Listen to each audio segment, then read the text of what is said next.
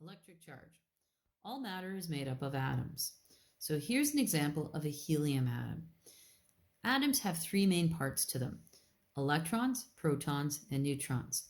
So the electrons spin around the outside, okay? They orbit around and around. In this case here, we have two electrons.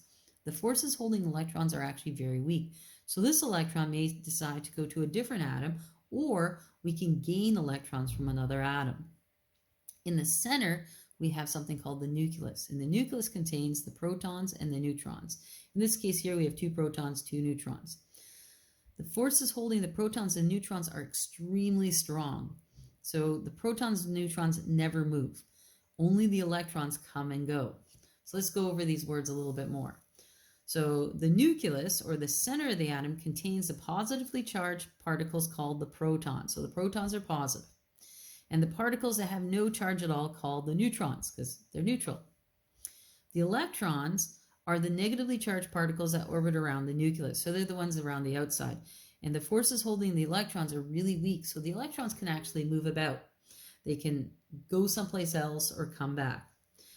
When you rub objects with certain materials, they get electrically charged.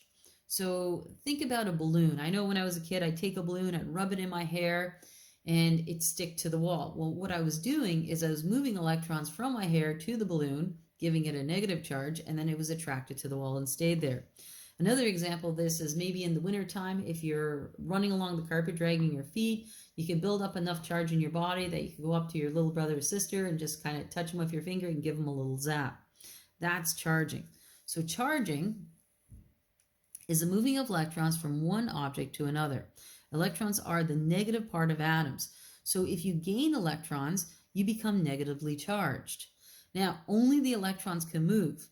So the other option is if you lose electrons. So if you lose electrons, you've lost some of your negativity and you've become positively charged. And the big thing to remember is that only the electrons can move.